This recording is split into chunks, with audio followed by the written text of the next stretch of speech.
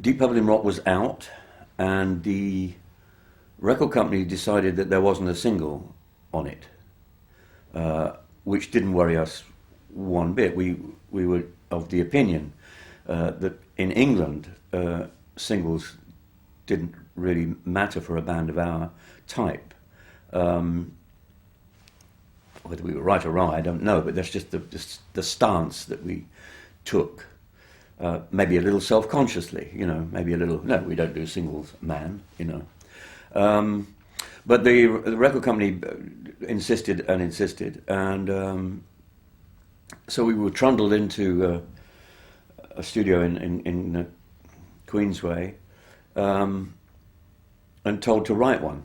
Well, there's nothing less likely to make you write a single than that. Do it. You've got 4 hours.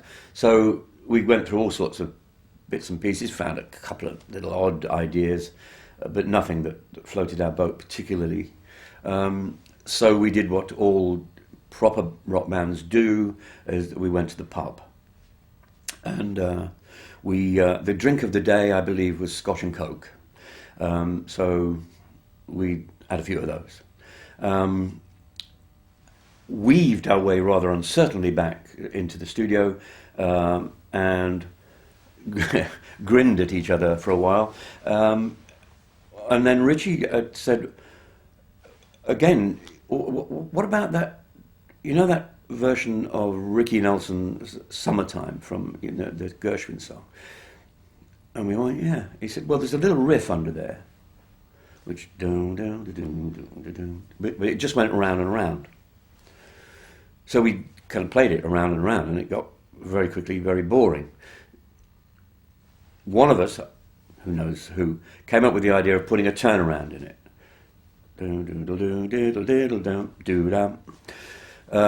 Which made it a little less repetitive and boring, and then Ian Pace did one of his magical little things, where one of those drum breaks that he used to come up with in those days.